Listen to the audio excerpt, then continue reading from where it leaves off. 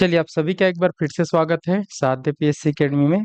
और जितने भी साथी इस क्लास के माध्यम से जुड़ेंगे तो आप सभी का स्वागत रहेगा। और सभी से रिक्वेस्ट रहेगा कि जो भी जुड़ जाएंगे एक बार अपने तरफ से ऑडियो वीडियो को बता देंगे सभी चीज़ें स्पष्ट है कि नहीं है, ताकि एक सियोरिटी हो पाए और हम क्लास को आगे बढ़ा पाए। ठीक है, चलो। और जैसे कि आप सभी को पता है कि नया बैच स्टार्ट किया जा चुका है साध्य पीएससी एकेडमी के द्वारा, और इसी नए बैच में हम चर्चा करते हैं 1 से 2 बजे के बीच में यहाँ पर भारतीय संविधान के बारे में। और आज ये दूसरी क्लास है, तो जितने भी नए बच्चे हैं जिनको पता नहीं रहता कि कौन सी क्लास हो रही है, तो वो सब जान लेंगे कि इस समय क्लासेस होती है भारतीय संविधान की, जिस पर हम चर्चा करते हैं। ठीक है, और इनके साथ साथ भी और भी मैथ्स की क्लासेस होती हैं, ठीक है, जियोग्राफी क्लासेस होती है। तो आप अपनी बेहतर तैयारी के लिए जुड़ सकते हैं साध्य पीएससी एकेडमी के साथ में। चलो, हमारे साथ जुड़ चुके हैं प्रेरणा साहू, आरती चौहान, दीक्षा साहू। ठीक है, चलो, आप सभी को गुड आफ्टरनून। और बता देंगे सभी चीजें सही से पहुंच रही है कि नहीं है। ठीक है, चलो। तो कल की क्लास में हमने थोड़ा सा समझा था, मतलब आपके समझ के लिए हमने संविधान को पढ़ा था कि संविधान होता क्या है। फिर हमने राज्य व्यवस्था को पढ़ा था कि राज्य व्यवस्था होता क्या है। और इन सब चीज़ों पर हमने थोड़ा सा डिस्कस किया था आपके समझने के लिए। ठीक है, और आपको बेहतर तरीके से समझ आया होगा, मैं ऐसी उम्मीद करता हूँ। फिर उसके बाद हमने चालू किया था कि हमारा भारत का जो संविधान है वो बना कैसे, तो उनका एक संवैधानिक विकास क्रम हमने चालू किया था। और उस संवैधानिक विकास क्रम में हमने देखा था कि कैसे कंपनियां भारत में आती है और भारत में व्यापार करने के दृष्टिकोण से आती है, लेकिन धीरे धीरे करके यहाँ पर कंपनियों के बीच में एक वार छिड़ता है कि हम यहाँ पर कार्य करेंगे करके। और उसी वार के बीच में कंपनियां भारत के राजनीतिक मामलों पर भी हस्तक्षेप करना चालू कर देती है। और राजनीतिक मामलों पर हस्तक्षेप करके वो शुरुआत में कुछ कुछ राजाओं को हरा भी देती है, जिसमें से सिराजुद्दौला प्रमुख था, ब्रिटिश ईस्ट इंडिया कंपनी के द्वारा हराया गया था। और उसके बाद उन राजाओं के हारने से ब्रिटिश ईस्ट इंडिया कंपनी को भारत में धीरे धीरे अलग अलग क्षेत्रों पर अपना पैर जमाने के मौके मिल जाते हैं। और शुरुआत में उन्होंने बंगाल जीता, फिर बक्सर के युद्ध से दिल्ली और अवध के नवाब को अपने नियंत्रण में किया। फिर धीरे से मैसूर जीता, फिर मराठों को हराया, फिर सैयक संधि के द्वारा अगर हम देखें तो हैदराबाद है, ठीक है, त्रावणकोर है, इन सभी क्षेत्रों को उन्होंने अपने क्षेत्र में कर लिया, अपने नियंत्रण में कर लिया। तो कल हमने देखा था चार्टर एक्ट 1600 का, जो महारानी एलिजाबेथ ने दिया था, जिसको राजलेख के नाम से भी जाना जाता है, कि कंपनी को कैसे 15 वर्ष का व्यापारिक एकाधिकार प्राप्त हुआ था, कैसे 217 लोग के शेयर होल्डर की टीम ने इनको भेजा था। तो उन सब चीजों को हमने कल की क्लास में पढ़ा था। ठीक है, अब उसके बाद मैंने बताया था कि कंपनी ने धीरे धीरे प्लासी के युद्ध, बक्सर के युद्ध से भारत में शासन करना स्टार्ट कर दिया था। ठीक है, और जब भारत में शासन करना स्टार्ट कर दिया था तो शुरुआत में उन्होंने 3 प्रेसिडेंसियां बनाई थी। एक प्रेसिडेंसी शुरुआत में मद्रास को ही बनाया था, जिसको आज हम चेन्नई के नाम से जानते हैं। दूसरा बम्बई को बनाया है, जिसको आज हम मुंबई के नाम से जानते हैं। और तीसरा कलकत्ता। और आगे कलकत्ता पर जब उनका अधिकार हुआ बंगाल पर, तो कलकत्ता को राजधानी भी अंग्रेजों ने बनाया था। ठीक है, तो यहाँ तक हमने देखा था, यहाँ तक हमने समझा था चीजों को। तो आज हम देखते हैं कि जब कंपनी पूरी तरीके से भारत में शासन करने लगी, भारत को संभालने लगी, तो अब जो कंपनी है जब भारत में शासन करने लगी, तो कंपनी को 2 कार्य करने होते थे। एक, व्यापार जो पहले से वो करते थे उन व्यापार को करती ही रही।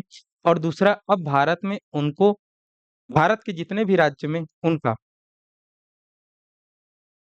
पूरी तरीके से कंट्रोल है, जहां पर वो संभालते हैं, तो वहां पर उनको वहां की जनता के लिए पूरी तरीके से कानून वानून भी बनाना है। ठीक है, तो अब हम देखते हैं इसी परिप्रेक्ष्य में, जब वो ब्रिटिश ईस्ट इंडिया कंपनी व्यापार भी करने लगी और भारत के बहुत सारे क्षेत्रों से वो राजस्व भी इकट्ठा करने लगी और लॉ एंड ऑर्डर को भी मेंटेन करने लगी। अब 1773 में जाकर अब 1773 में जाकर यहाँ पर एक एक्ट आता है, एक अधिनियम आता है, जो इस ब्रिटिश ईस्ट इंडिया कंपनी को रेगुलेट करने के लिए आता है, नियंत्रित करने के लिए आता है। तो इसलिए इसको 1773 का रेगुलेटिंग एक्ट के नाम से जाना जाता है, जो पहली बार अब ब्रिटिश संसद के द्वारा ब्रिटिश ईस्ट इंडिया कंपनी को भारत में रेगुलेट करने के लिए लाए जाते हैं। ठीक है, तो उस रेगुलेटिंग एक्ट के कारण क्या थे लाए जाने का, और उनके क्या-क्या प्रावधान थे, उन सबको अभी हम चर्चा करेंगे। और उसके बाद फिर से कौन आता है, जिससे हमारा जो संवैधानिक विकास है, संविधान जो बनता है, उसकी कौन-कौन से मुख्य बातें हमारे संविधान में शामिल होती हैं, इन सारी चीज़ों को हम पढ़ेंगे बेहतरीन तरीके से, ठीक है? चलिए, और भी बच्चे जुड़े हैं, तो आप सभी का भी गुड आफ्टरनून।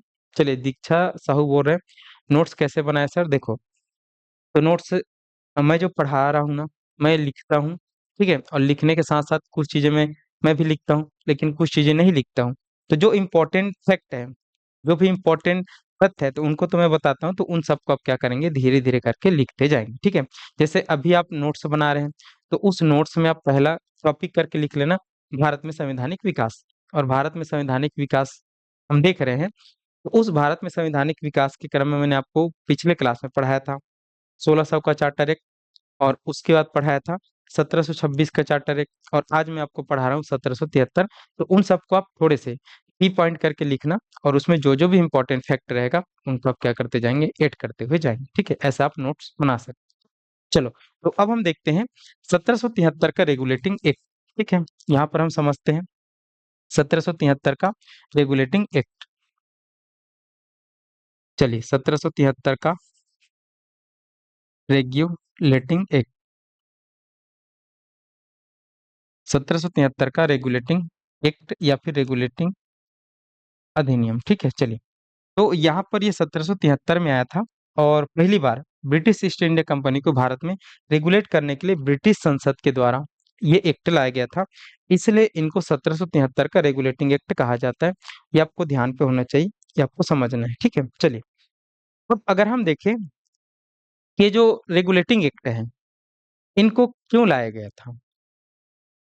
इसको अगर हम समझें, इसके कारण को, तो कारण ये बताए जाते हैं कि जो ब्रिटिश ईस्ट इंडिया कंपनी है, जब भारत में आई व्यापार करने के लिए, तो भारत में उनको शुरुआत में सफलताएँ नहीं मिली। उनको बहुत प्रयास करने के बाद भारत में व्यापार करने का मौका मिला, क्योंकि इससे पहले पुर्तगाली थे, डच थे, और भी 1-2 कंपनियाँ थी। तो उन लोगों ने इनके लिए प्रॉब्लम क्रिएट किया, लेकिन जैसे-तैसे इन लोग जमना चालू किए और व्यापार करना चालू किए, और इनका व्यापार भी बहुत अच्छा खासा चलना चालू हो गया।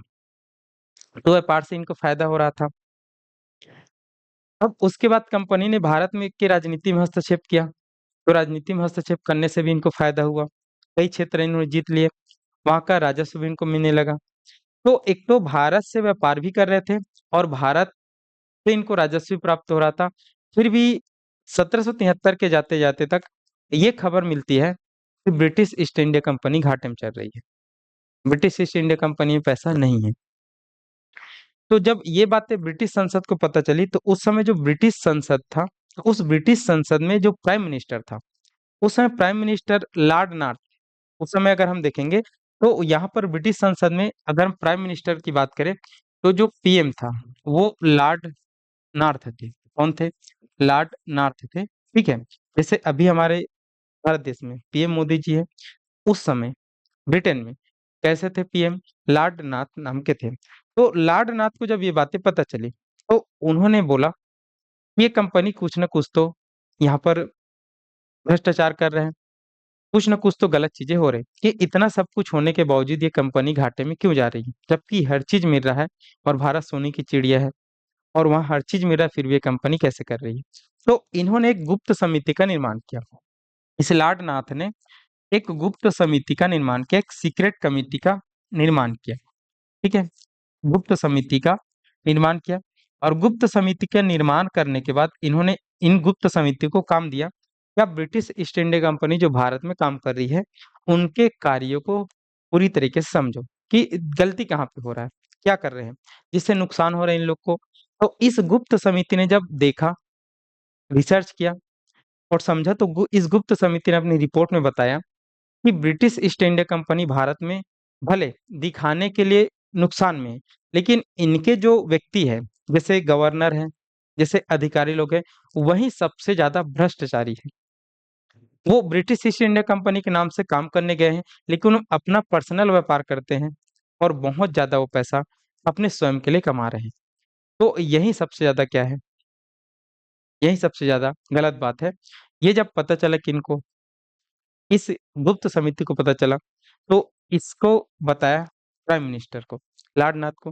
तो फिर लॉर्ड नाथ ने इन्हीं कंपनी की बहुत सारी चीजों को बदलने के लिए, कंपनी को रेगुलेट करने के लिए उन्होंने रेगुलेटिंग एक्ट यहाँ पर बनाया। और इस रेगुलेटिंग एक्ट में बहुत सारे प्रावधान उन्होंने ईस्ट इंडिया कंपनी के लिए बनाए। अब वो प्रावधान क्या क्या है इनको हम देखते हैं।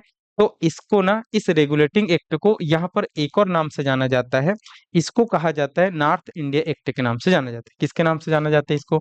नॉर्थ इंडिया एक्ट के नाम से जाना जाता है, नॉर्थ इंडिया एक्ट। देखो, तो ये किस नाम से पड़ा? ये उस समय के ब्रिटिश प्राइम मिनिस्टर लॉर्ड नाथ के नाम से पड़ा। तो देखो क्वेश्चन कैसे आते हैं, जैसे आप बहुत सारे नए बच्चे हैं ना, तो इसी में ही एक दो क्वेश्चन पूछ ले जाते हैं। कैसे पूछ ले जाते हैं मैं आपको बताता हूँ। जैसे आपसे क्वेश्चन पूछा जाता है कि रेगुलेटिंग एक्ट कब आया था? 1773 है।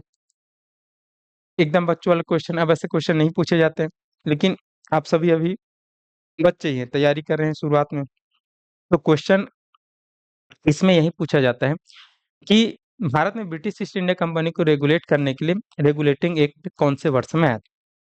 1773 में आया था। रेगुलेटिंग एक्ट को और इस नाम से जाना जाता है, तो उनको नॉर्थ इंडिया एक्ट के नाम से जाना जाता है। जब 1773 में भारत में रेगुलेटिंग एक्ट आया, तो उस समय ब्रिटेन के प्रधानमंत्री कौन थे?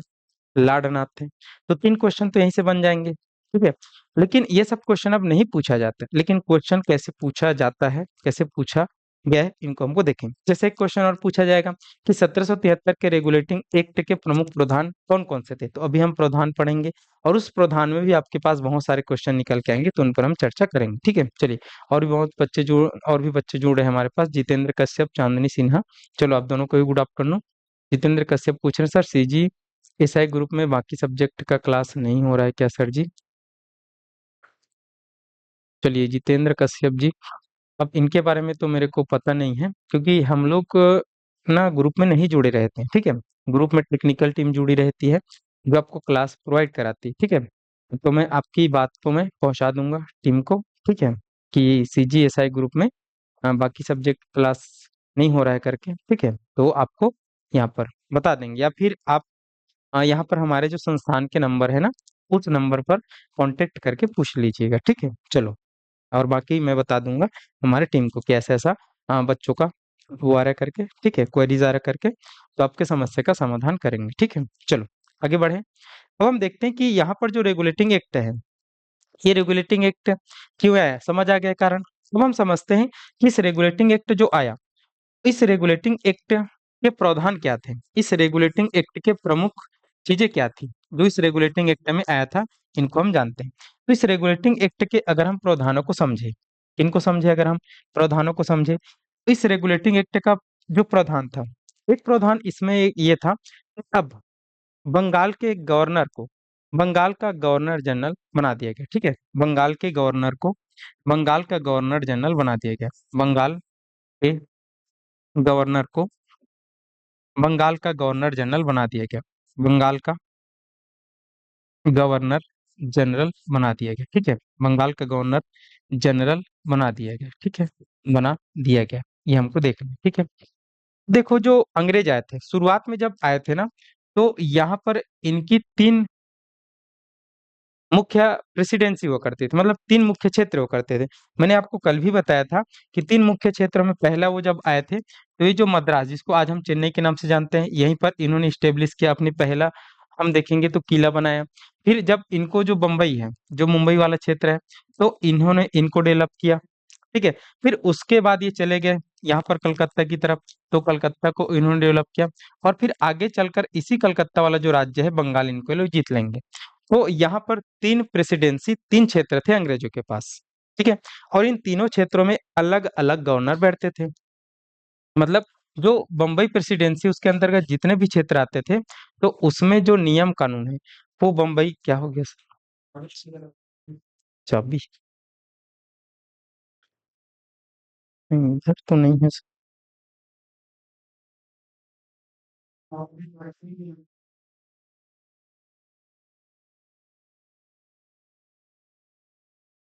चलो देखते हैं। तो यहाँ पर 3 प्रेसिडेंसी में 3 गवर्नर हुआ करते थे, ठीक है। तो बम्बई प्रेसिडेंसी में बम्बई का गवर्नर, और उस क्षेत्र में जितने भी लोग आते थे, जितने भी होता था, सबके निर्णय बम्बई का गवर्नर करता था। मद्रास प्रेसिडेंसी में मद्रास का गवर्नर, और यहाँ पर जो कलकत्ता या फिर बंगाल प्रेसिडेंसी है, उसमें बंगाल का गवर्नर करता था। ठीक है, ये हमको देखना है। उसके बाद अगर हम देखेंगे तो अब यहाँ पर इस बंगाल के गवर्नर को बंगाल का गवर्नर जनरल बना दिया गया। तो बंगाल के गवर्नर को बंगाल का गवर्नर जनरल बना दिया गया, केवल नाम में यहाँ पर गवर्नर जनरल और जोड़ दिया गया। ये कोई बड़ी बात नहीं है, लेकिन इस गवर्नर जनरल बनाने के पीछे एक कहानी है। सार तत्व ये है कि अब बंगाल के गवर्नर जनरल की शक्ति को अधिक कर दिया गया।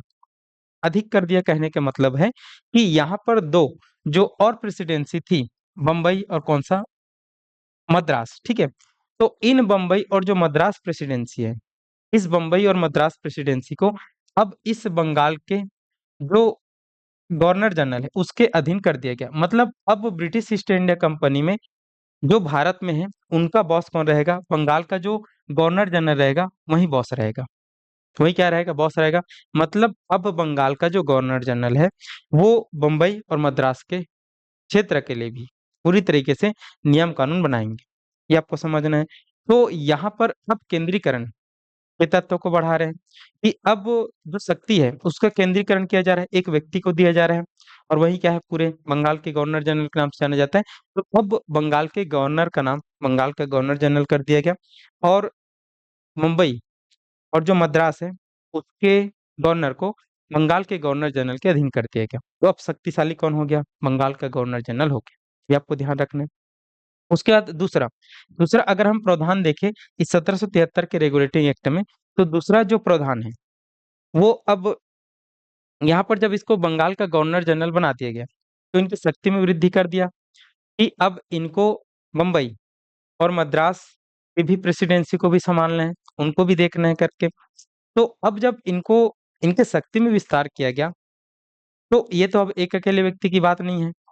तो फिर उनके लिए यहाँ पर इसी एक्ट के द्वारा एक गवर्नर जनरल की काउंसिल का निर्माण किया जाएगा। मतलब गवर्नर जनरल की परिषद का निर्माण किया जाएगा, और उसमें उस समय यहाँ पर 4 सदस्यीय परिषद बनाएगा। तो दूसरा पॉइंट लिखेंगे यहाँ पर गवर्नर जनरल की सहायता के लिए। ठीक है, गवर्नर जनरल के लिए गवर्नर जनरल के लिए परिषद का निर्माण किया गया। किनका निर्माण किया गया? परिषद, जिसको काउंसिल भी बोल सकते हैं। ठीक है, परिषद का निर्माण किया गया, और इसमें 4 सदस्य का एक टीम बनाया गया। 4 सदस्य का यहाँ पर काउंसिल बनाया गया। ठीक है, अब इस गवर्नर जनरल के साथ 4 और अन्य सदस्य रहेंगे जो उनकी सहायता करेंगे पूरी तरीके से, क्या चीज होना है क्या चीज नहीं होना है इन सबको लेकर। ठीक है, तो 4 सदस्य यहाँ पर परिषद बनाया गया, ये आपको ध्यान रखना है। तो अब ये गवर्नर जनरल बनाया गया बंगाल के गवर्नर को, इसके सहायता के लिए 4 सदस्यीय परिषद या फिर काउंसिल बनाया गया जो गवर्नर जनरल को लगातार सहायता करेगा। ठीक है, अब हम देखेंगे कि यहाँ पर जो गवर्नर जनरल है ये अब कोई भी डिसीजन लेगा। ठीक है, कोई भी डिसीजन अगर लेगा तो अब ये सदस्यों से बात करेंगे। जैसे एक यहाँ पर क्या है, गवर्नर जनरल है और 4 और उनके सदस्य हैं। अब कुछ भी समस्या है, कुछ भी मैटर है, कुछ भी नियम कानून बनाने हैं, कुछ भी विधि बनाने हैं, तो ये काउंसिल के साथ क्या करेगा? पूरी तरीके से बैठक करेगा।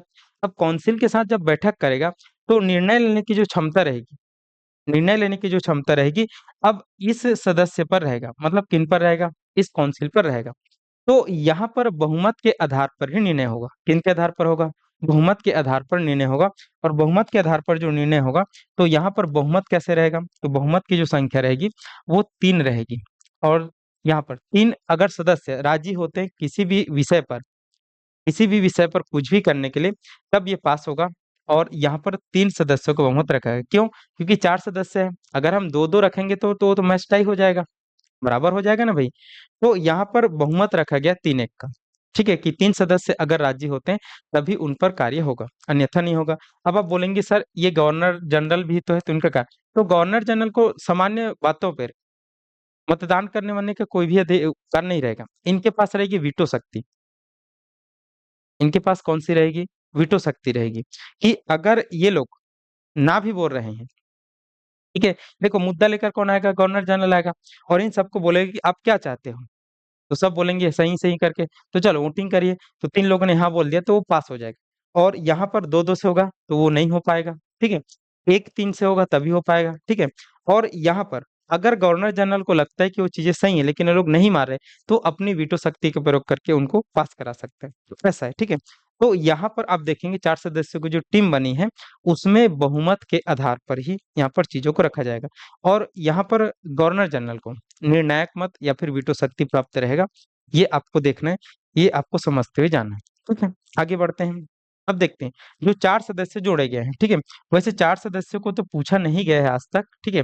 लेकिन टफ क्वेश्चन पूछे जा रहे हैं, तो उन 4 सदस्यों के नाम चाहे तो याद रख सकते हैं। जैसे एक सदस्य जुड़ा था जॉन क्लेवरिंग करके शुरुआत में, दूसरा सदस्य का नाम आएगा जॉन मेंशन करके, तीसरे सदस्य का नाम आएगा रिचर्ड बारवेल करके और चौथे सदस्य का नाम आएगा क्रिस फिलिप फ्रांसिस करके। तो ये 4 सदस्य जुड़े थे इस गवर्नर जनरल की काउंसिल में पहली बार। पहला नाम जॉन क्लेवरिंग, दूसरा नाम जॉर्ज मेंशन, तीसरा नाम रिचर्ड बारवेल और चौथा नाम फिलिप फ्रांसिस, ठीक है?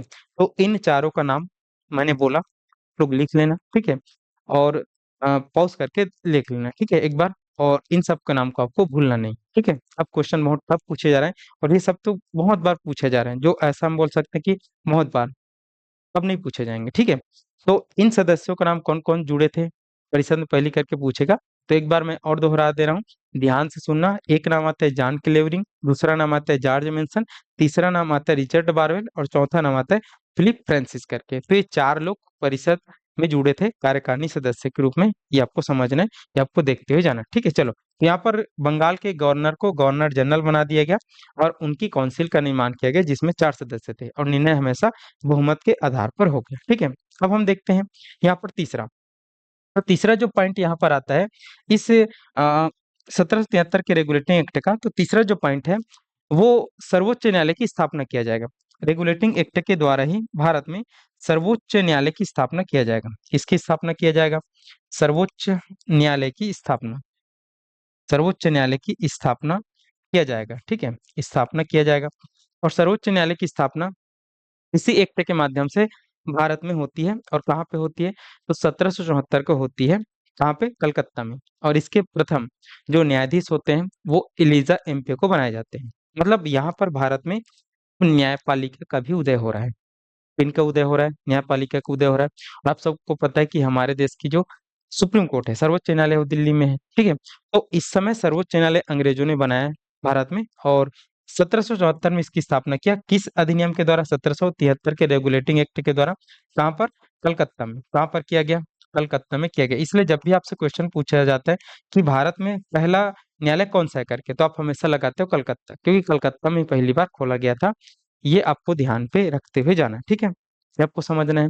और इसके प्रथम जो न्यायाधीश बने थे, वो एलिजा एम्पे थे और 3 और अन्य न्यायाधीश थे, ठीक है? तो एक मुख्य न्यायाधीश था एलिजा एम्पे और 3 और अन्य न्यायाधीश था, तो उसको भी लिख लेना कि 1 प्लस 3 के साथ ये सर्वोच्च न्यायालय स्टार्ट हुआ था। तो प्रथम जो न्यायाधीश थे, मुख्य न्यायाधीश एलिजा एम्पे थे और 3 और मुख्य न्यायाधीश थे। तो एक मुख्य न्यायाधीश का नाम स्टीफन मैस्ट्रे था, दूसरे का नाम जॉन हाइडे था और तीसरे का नाम रॉबर्ट चेम्बर था, ठीक है? तो 3 और अन्य न्यायाधीशों के जो नाम थे, एक का नाम यहाँ पर देखना है स्टीफन मैस्ट्रे, एक का नाम स्टीफन मैस्ट्रे, दूसरा का नाम जॉन हाइडे और तीसरा का नाम है रॉबर्ट चेम्बर।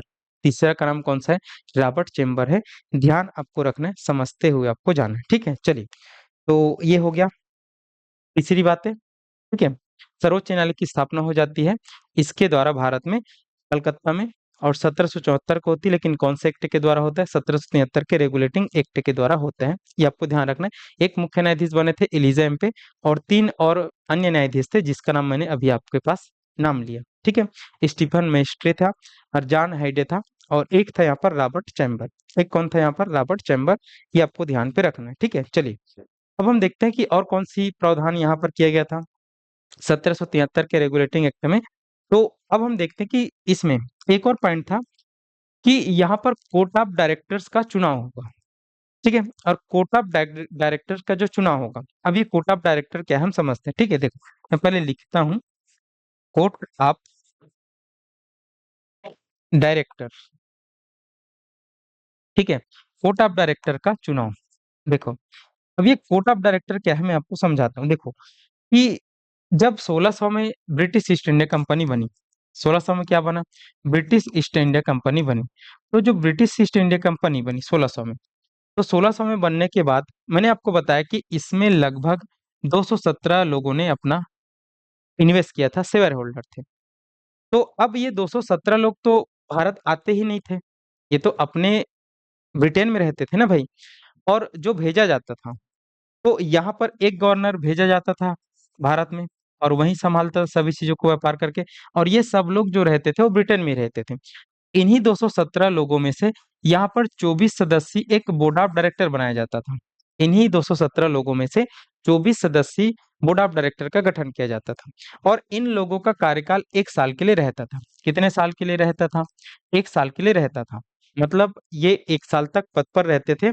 और ये 24 लोग पूरी तरीके से भारत में क्या चीजें हो रहा है, ब्रिटिश ईस्ट इंडिया कंपनी कैसे करे, उनके बारे में हर चीज का डिसीजन ये सब लोग लेते थे। ठीक है, ये आपको ध्यान पे रखना। ठीक है, तो यहाँ पर इसी 24 लोगों को बोर्ड ऑफ डायरेक्टर के नाम से जानते हैं, जो कंट्रोल करते थे ब्रिटिश ईस्ट इंडिया कंपनी को। और इनका जो शासन कार्य रहता था 1 साल का रहता था। ये शुरुआत से ही है। ठीक है, और ये जब 24 लोग एक बार चले जाते थे, तो फिर इसी 217 लोगों में से फिर अगले साल 24 लोगों को चुन लिया जाता था। ये आपको समझना है। ठीक है, तो इस प्रकार से ब्रिटिश ईस्ट इंडिया कंपनी का काम चलता था, ये हमको समझना है।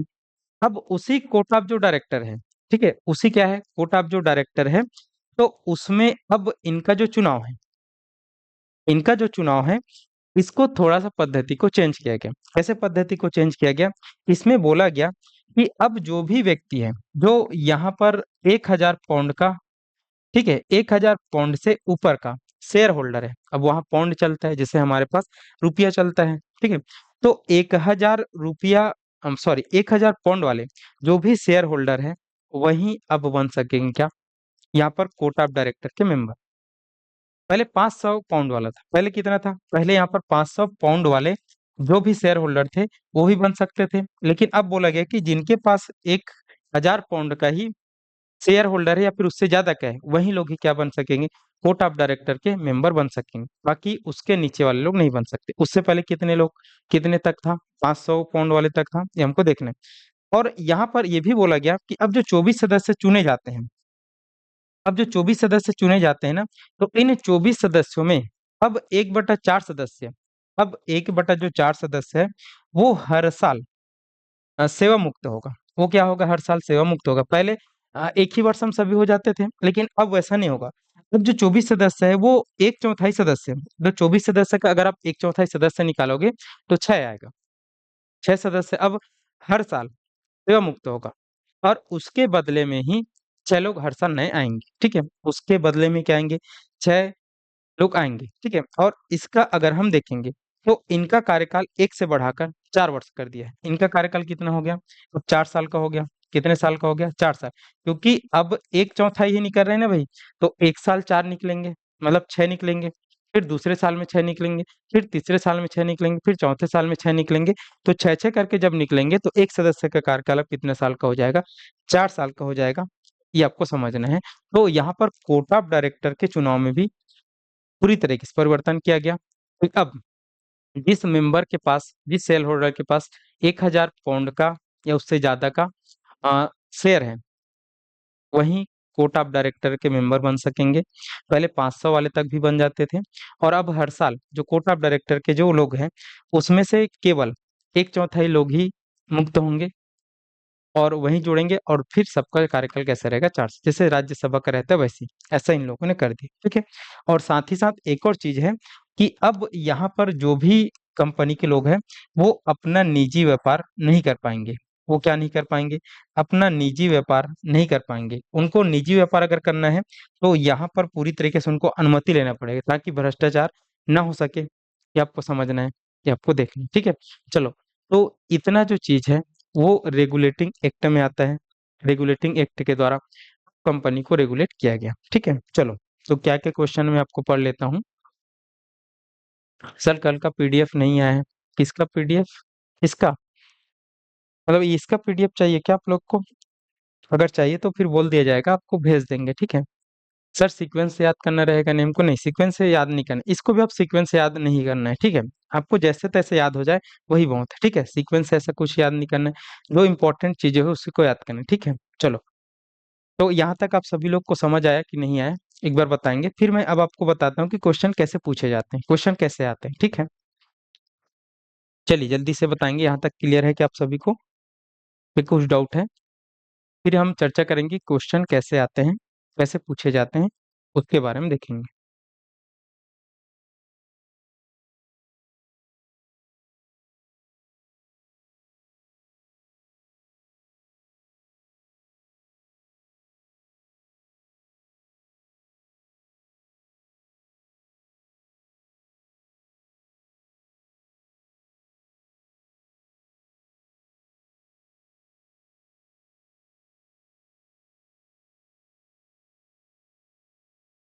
चलिए क्लियर है यहाँ तक, देखो क्वेश्चन मैंने बताया कि कैसे पूछे जाएंगे। तो क्वेश्चन आपसे बहुत सारे, पहले तो आप कूट आधारित पूछ रहे क्वेश्चन, तो कूट आधारित जब क्वेश्चन पूछ रहे हैं ना, तो अब वो पूरा जो रेगुलेटिंग एक्ट है उनके सारे प्रावधानों को यहाँ पर एक दो तीन चार करके दे देगा कि रेगुलेटिंग एक्ट में ये था, रेगुलेटिंग एक्ट में ये नहीं था, रेगुलेटिंग एक्ट में ये सब चीजें था कि नहीं था, ऐसा करके उनको कूट बनाकर पूछ रहे हैं। क्योंकि अब जो क्वेश्चन पूछने का तरीका है वो अब केवल फैक्चुअल चीजों को नहीं पूछता है, वो अब उस टॉपिक से संबंधित सारी चीजों को ही वो कूट में बनाकर दे दे रहा है। तो इन सब के लिए आपको पूरी तरीके से रेगुलेटिंग एक्ट याद होनी चाहिए। तो रेगुलेटिंग एक्ट कब आया? 1773 का है। रेगुलेटिंग एक्ट को और किस नाम से जाना जाता है अगर पूछेगा, तो नॉर्थ इंडिया एक्ट के नाम से जाना जाता है। अब रेगुलेटिंग एक्ट के प्रमुख प्रधान जैसे आपसे क्वेश्चन पूछा जाएगा कि बंगाल के गवर्नर को, बंगाल का गवर्नर जनरल किस एक्ट के द्वारा बनाया गया, तो आपको बताना है रेगुलेटिंग एक्ट के द्वारा, या फिर किस एक्ट के बाद हम बंगाल के गवर्नर को बंगाल का गवर्नर जनरल कहना चालू किए, तो वो कौन सा एक्ट है? Regulating act. उसके बाद आपसे एक क्वेश्चन पूछा जा सकता है कि बंगाल के गवर्नर के लिए उनके परिषद का निर्माण किस एक्ट से किया गया, उनकी काउंसिल का निर्माण किस एक्ट से किया गया? रेगुलेटिंग एक्ट है, ठीक है। सर्वोच्च न्यायालय की स्थापना भारत में किस एक्ट के द्वारा होती है? सर्वोच्च न्यायालय की स्थापना कब होती है? 1774 में होती है। कहाँ पे होती है? कलकत्ता में होती है। जब 1773 के रेगुलेटिंग एक्ट के द्वारा सर्वोच्च न्यायालय बनाया गया तो उसमें सदस्यों की संख्या कितनी थी, ये भी पूछा जा सकता है। तो एक मुख्य न्यायाधीश था, तीन अन्य न्यायाधीश था, ये आपको बताना है, ठीक है। और कोर्ट ऑफ डायरेक्टर के चुनाव को रेगुलेटिंग एक्ट में कैसा किया गया, ये भी आपसे क्वेश्चन पूछा जाएगा। और निजी व्यापार को कैसे, किस एक्ट के द्वारा रोका गया था ब्रिटिश ईस्ट इंडिया कंपनी का, वो भी आपको बताना रहेगा। तो ऐसे क्वेश्चन को घुमा घुमा के पूरी तरीके से पूछा जाता है, ठीक है। तो इसके लिए आपको तैयारी करना है, और तैयारी का बेस्ट वो है कि आप एक बार टॉपिक को पढ़िए, याद करिए क्या क्या प्रावधान है, ठीक है। और उसके बाद आप एमसीक्यू लगाइए। एमसीक्यू लगाने के लिए आप टॉपिक लिख दीजिए गूगल में, 1773 के रेगुलेटिंग एक्ट से संबंधित क्वेश्चन करके, बहुत सारे आपके पास क्वेश्चन आएगा, आपने पढ़ा है तो आप इसका आंसर करते जाइए, फिर वो पूरी तरीके से आपके दिमाग में हमेशा के लिए छप जाएगा और वो याद हो जाएगा, ठीक है। तो बेस्ट तरीका ये है, ऐसा करके देखिएगा, ठीक है। चलो, तो यहाँ तक किसी को अब कुछ डाउट है, कुछ दिक्कत है तो जल्दी से बता दें, ठीक है। देखो, अब ये तो हम पढ़ रहे हैं संवैधानिक विकास, ठीक है। तो अब संवैधानिक विकास जब हम पढ़ रहे हैं तो हमारे संविधान में इन सब रेगुलेटिंग एक्ट और जो भी हम आगे पढ़ेंगे उससे क्या चीज का विकास हो रहा है। तो देखो क्या चीज का विकास हो रहा है यहाँ पर हमको समझना है कि एक तो अगर हम देखें तो जब यहाँ पर बंगाल के गवर्नर जनरल के लिए एक काउंसिल का निर्माण किया गया, एक परिषद का निर्माण किया गया, तो इस परिषद के निर्माण से हमको उदय होता दिख रहा है कार्यपालिका का, इनका उदय होते हुए हमको दिख रहा है। तो कार्यपालिका का उदय होते दिख रहा है। कार्यपालिका क्या है? जिसको एग्जीक्यूटिव बोला जाता है। तो आप जब देखेंगे सरकार के जो तीन अंग होते हैं उसमें से पहला जो अंग होता है, पहला जो भाग होता है वो विधायिका कहलाती है, लेजिस्लेचर, जो कानून बनाने का कार्य करती है, जिसको हम संसद बोलते हैं। भारत में कानून संसद बनाती है तो विधायिका है। दूसरा, उन्हीं बने कानून पर कार्य करती कार्यपालिका, जिसको हम मंत्रिपरिषद या फिर मंत्रिमंडल बोलते हैं। तो यहाँ पर कार्यपालिका का उदय हो रहा है। कैसे? क्योंकि आज एक प्रमुख हमारे पास मोदी जी है, वास्तविक प्रमुख। राज्य में बात करें तो सीएम है, ठीक है। लेकिन उनकी सहायता के लिए मंत्रिमंडल रहता है कि नहीं रहता है, और अन्य मंत्री रहते हैं कि नहीं रहते हैं। तो यहाँ पर गवर्नर जनरल पूरे हेड है भारत का, बना दिया गया है। अब उनकी सहायता के लिए यहाँ पर परिषद बनाया जा रहा है, तो एक कार्यपालिका का डेवलपमेंट हो रहा है और यही कार्यपालिका हमको भारत के संविधान में दिखेगा। ठीक है, एक चीज समझ आ गया। उसके बाद अगर हम देखेंगे तो यहाँ पर सर्वोच्च न्यायालय का गठन किया गया, सर्वोच्च न्यायालय की स्थापना किया गया। तो भारत में न्यायपालिका का उदय हो रहा है। भारत में किसका उदय हो रहा है? न्यायपालिका का उदय हो रहा है। और आप देखेंगे कि सरकार के जो तीसरा भाग है, तीसरा जो अंग है, वो न्यायपालिका ही है। न्यायपालिका पूरी तरीके से संविधान की रक्षा भी करती है और बहुत सारे जो डिफिकल्ट डिफिकल्ट जो आपके केसेस होते हैं उनको भी सुलझाती है, केंद्र राज्य संबंध को भी सुलझाती है। तो यहाँ पर न्यायपालिका का उदय हो रहा है। और न्यायपालिका कैसे काम करती है समझाने की उतनी ज्यादा जरूरत है नहीं। ठीक है, तो बहुत महत्वपूर्ण है हमारे लिए न्यायपालिका। तो इस एक्ट से यहाँ पर कार्यपालिका और न्यायपालिका का उदय हो रहा है और ये हमारे संवैधानिक विकास में ये गति दे रहा है। ठीक है, इतना आपको समझना है। चलो आगे बढ़ते हैं और देखते हैं नेक्स्ट। ठीक है, चलिए। तो नेक्स्ट अब हम देखते हैं यहाँ पर अगला। तो अगला जो हमारे पास संवैधानिक विकास के क्रम में अगला जो एक्ट आता है, अगला जो अधिनियम आता है, उसको हम यहाँ पर बोलते हैं पिट्स इंडिया एक्ट, जो आता है 1774 में। कब आता है? सॉरी, 1774 बोल दिया क्या? 1784। कब आता है? 1784। तो 1784 का पिट्स इंडिया एक्ट, 1784 का पिट्स इंडिया एक्ट। ठीक है, चलिए देखते हैं, समझते हैं। 1784 का पिट्स इंडिया एक्ट, ये हमको देखना है, ये हमको समझना है। ठीक है, चलिए। तो 1784 के पिट्स इंडिया एक्ट के प्रमुख प्रावधान क्या थे, इनको हमको देखना है। देखो, पहला क्वेश्चन तो यहाँ से ये है कि पिट्स इंडिया एक्ट भारत में कब आया था? ठीक है, या फिर पिट्स इंडिया एक्ट कब लाया गया था?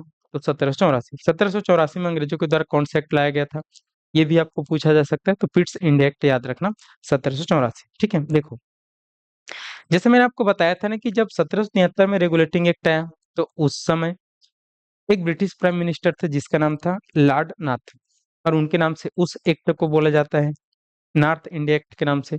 तो उसी प्रकार आगे चलकर जब लॉर्ड नाथ गद्दी से उतरे, मतलब उनके प्रधानमंत्री गई, तो उसके बाद नेक्स्ट वहां पर प्रधानमंत्री बनेंगे फॉक्स करके। फिर उसके बाद नेक्स्ट जो प्रधानमंत्री बने उसका नाम था विलियम पिट, ब्रिटेन में। और विलियम पिट 1784 में ब्रिटेन के प्रधानमंत्री थे। तो उसी ने इस एक्ट को भेजा ब्रिटिश ईस्ट इंडिया कंपनी के लिए। ठीक है, तो उसी को भेजा, तो उसी के नाम से इसको पिट्स इंडिया एक्ट के नाम से भी जाना जाता है। वहां के प्रधानमंत्री थे विलियम पिट करके। ठीक है, चलिए आगे यहाँ पर क्या क्वेश्चन पूछ रहे हैं आरती सर? न्यायपालिका और कार्यपालिका का उदय एक साथ होता है, हाँ, ये आप बोल सकते हैं। ठीक है, चलो आगे हम देखते हैं। ठीक है,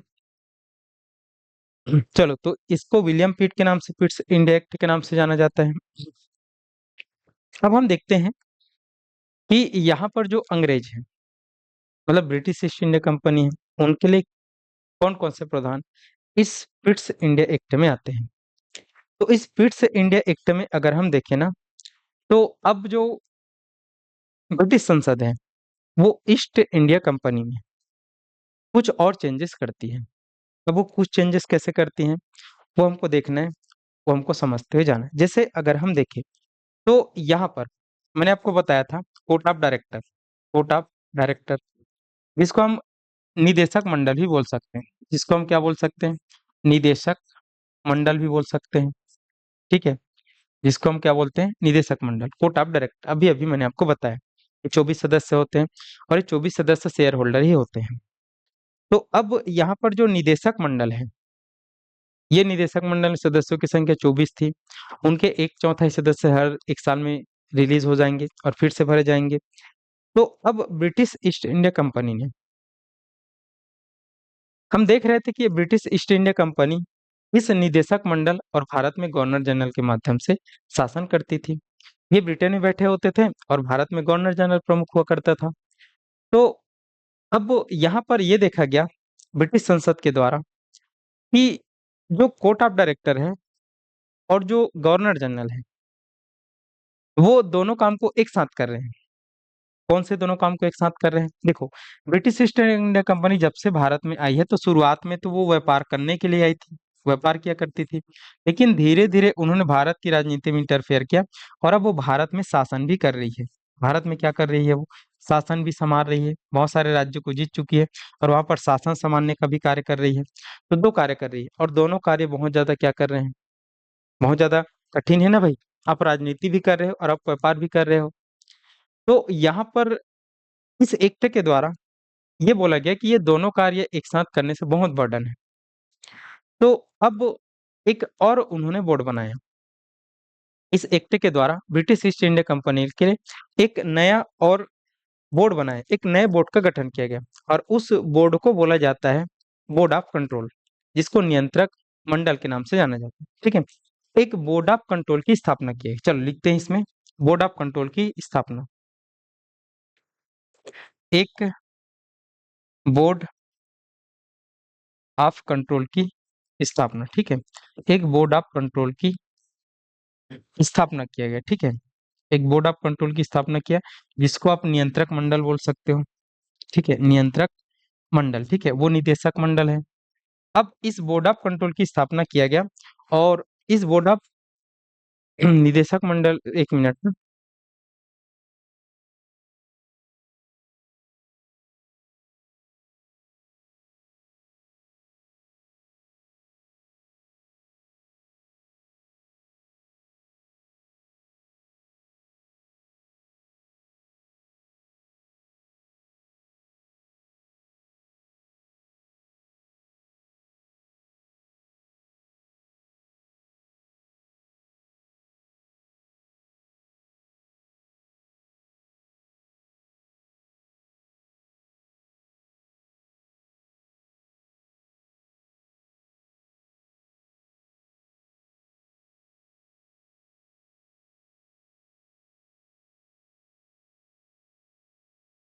चलो देखते हैं।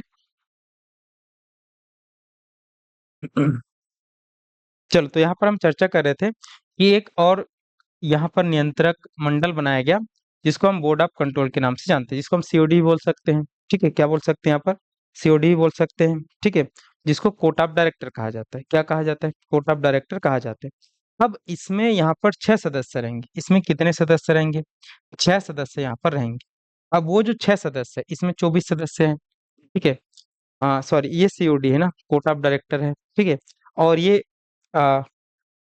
बीओडी बोलेंगे। ठीक है, बोर्ड ऑफ डायरेक्टर है। ठीक है, चलो, तो एक बोर्ड ऑफ कंट्रोल की स्थापना किया गया, जिसको नियंत्रक मंडल बोलेंगे, और कितने सदस्य बनाए गए, तो इसमें 6 सदस्य रहेंगे। अब इन 6 सदस्यों में अगर हम देखेंगे तो एक राज्य सचिव रहेगा, जो अध्यक्ष रहेगा, जो ब्रिटेन की संसद का एक व्यक्ति बनेगा। ठीक है, और 5 अन्य सदस्य रहेंगे।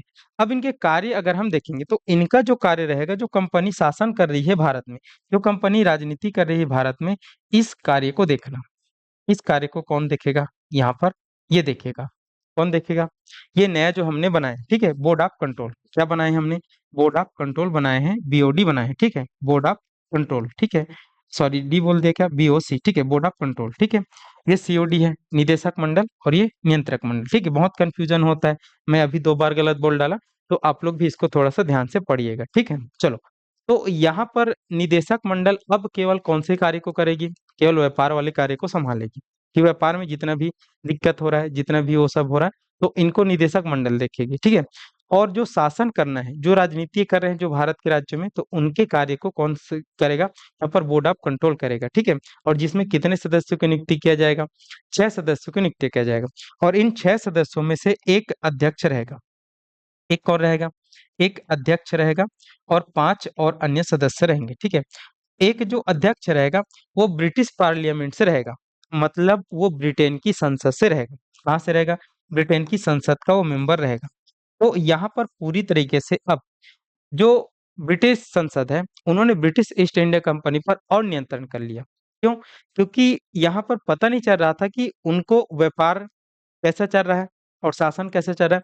तो अब व्यापार को संभालने के लिए एक अलग बोर्ड है और शासन को संभालने के लिए एक अलग बोर्ड है, और उसमें भी यहाँ पर ब्रिटिश संसद का एक अध्यक्ष यहाँ यहाँ पर बन रहा है। तो ब्रिटिश संसद का एक अध्यक्ष यहाँ पर बन रहा है, तो वहां पर ब्रिटिश जो भी सरकार है उनका ही मेंबर बनेगा।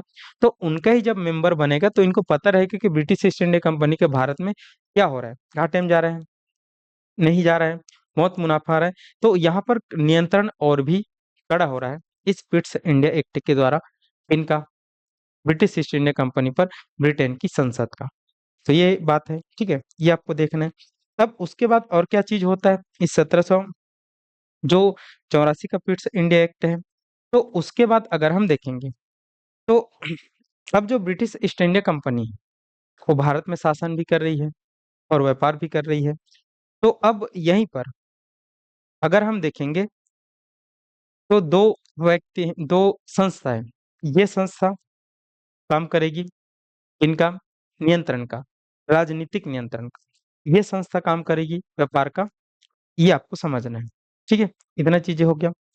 अब और कौन कौन से प्रावधान है, तो यहाँ पर अभी अभी जस्ट हमने देखा था 1773 में कि गवर्नर को हम गवर्नर जनरल बोलना चालू किए थे बंगाल के।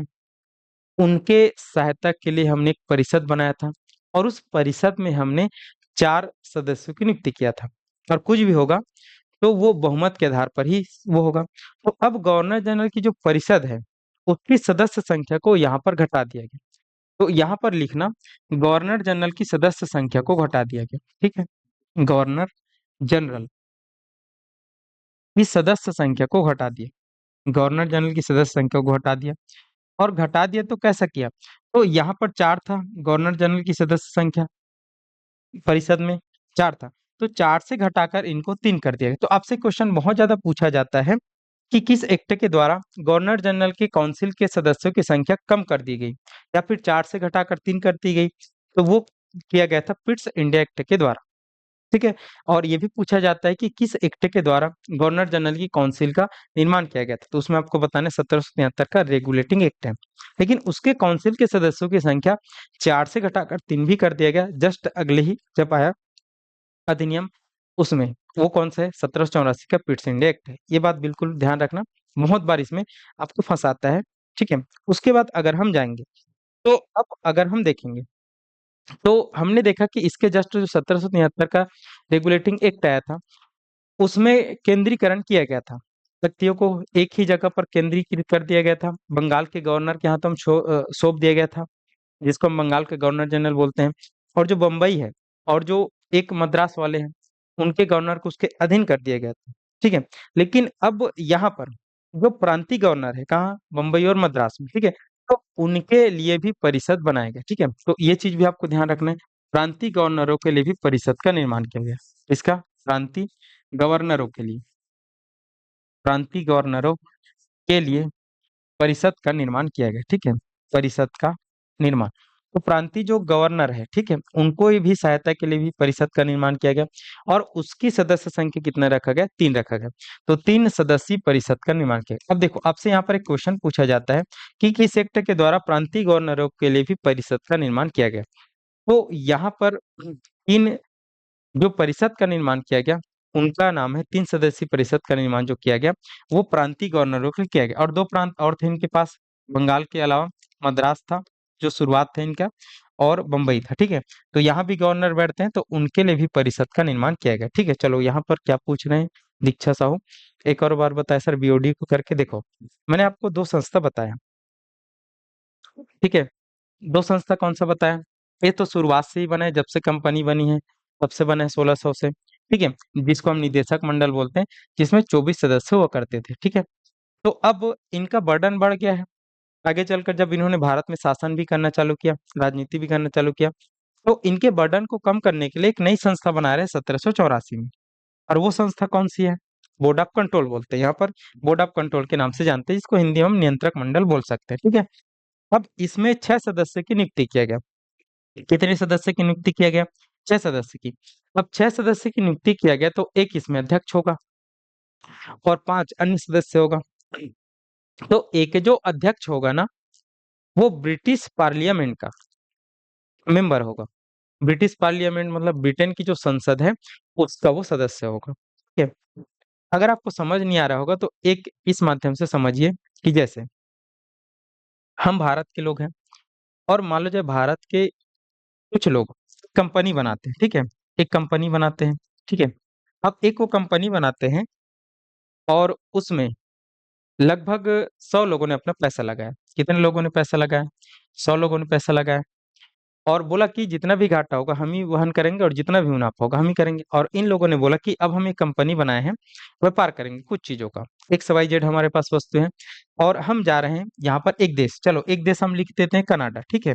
अब कनाडा हम जाएंगे, तो इन्होंने भारत सरकार से क्या लिया, परमिशन लिया कि हम जा रहे हैं भाई, हम से परमिशन ले रहे हैं, कुछ भी होगा तो आप देख लेना, और उसके बदले में हम आपको टैक्स देंगे। हम जो भी कमाएंगे पैसा तो भारत ही आएगा ना भाई, तो उसके बदले हमको टैक्स मिलेगा।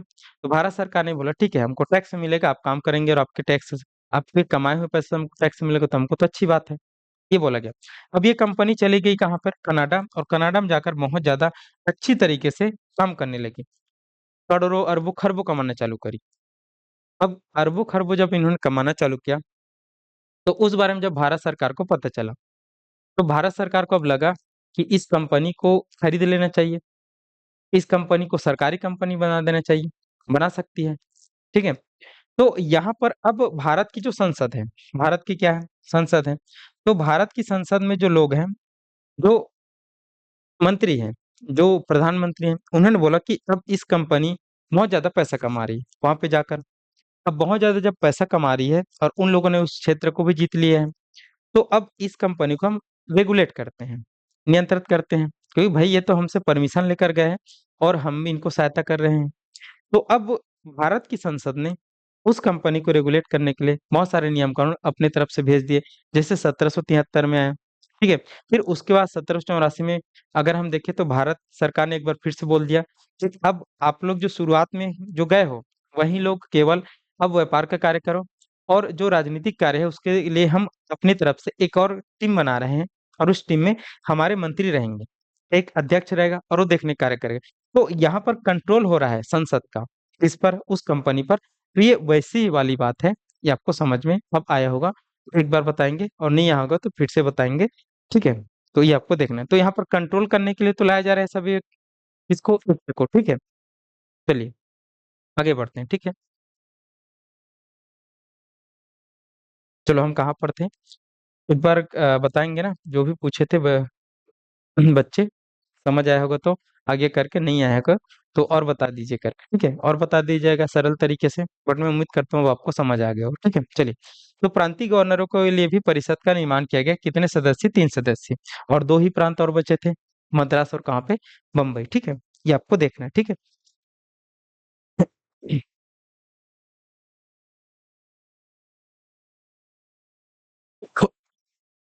चलिए, एक और पॉइंट है, तो देखो, मैंने आपको बताया कि पूरी शक्ति भारत में गवर्नर जनरल के पास है। कहाँ के गवर्नर जनरल के पास, बंगाल के गवर्नर जनरल के पास, वही सब चीज बना सकता है। तो बंगाल के गवर्नर जनरल को एक और अधिकार दिया गया 1784 के द्वारा, कि अब वो जो प्रांतीय गवर्नर है, कौन से गवर्नर है, प्रांतीय गवर्नर है, उनको ये हटा सकती है। इनको हटा सकती है, प्रांतीय गवर्नर मतलब मद्रास में जो भी गवर्नर है और बम्बई में जो भी गवर्नर है, इस बेसिस पर हटा सकती है कि अगर वो गवर्नर सही से काम नहीं करे, सही से क्या नहीं करे, काम नहीं करे, या फिर वो बिना पूछे किसी से युद्ध कर ले, मतलब बिना पूछे राजाओं से युद्ध कर ले, कोई संधि कर ले, तो इस आधार पर अब जो गवर्नर जनरल है भारत का, मतलब बंगाल का, वो हटा सकती है। वो क्या कर सकती है, हटा सकती है, और दूसरे की नियुक्ति कर सकती है। जबकि ये पहले कौन करते थे, ये पहले करते थे जो 24 मेंबर होते थे, लेकिन अब यहाँ पर शक्ति गवर्नर जनरल को दे दी गई है। तो गवर्नर जनरल को एक और अधिकार दे दिया गया कि अगर उनको लगता है कि जो प्रांतीय सरकारें हैं और वहां पर जो गवर्नर है वो सही से काम नहीं कर रहे हैं या फिर उनकी बातों को नहीं मान रहे हैं, तो उनको वो हटा सकती है और दूसरे की नियुक्ति कर सकते हैं। तो इतना पावरफुल किनको बना दिया गया, गवर्नर जनरल को बना दिया गया, ये भी आपको ध्यान रखना है, ये भी आपको समझते हुए जाना है, ठीक है। चलो, अब उनके बाद अगर हम देखेंगे तो इतना चीज इंपॉर्टेंट है 1784 के इस पिट्स इंडिया एक्ट में, ठीक है। चलो, तो 1784 के पिट्स इंडिया एक्ट के द्वारा यहाँ पर अगर हम देखें तो सबसे ज्यादा महत्वपूर्ण जो चीज है वो पूछा जाता है कि एक नए बोर्ड ऑफ कंट्रोल जैसी एक समिति का गठन किया गया, जो शासन को संभालेगी। कितने सदस्य रहेंगे, 6 सदस्य, एक अध्यक्ष और 5 सदस्य, ये आपको देखना है, ठीक है। उसके बाद एक है सबसे ज्यादा जो पूछा जाता है, गवर्नर जनरल की संख्या को हटाकर 4 से 3 कर दिया गया, ये पूछा जाता है। फिर प्रांतीय गवर्नरों के लिए भी परिषद का निर्माण किया गया, 3 सदस्य, ठीक है।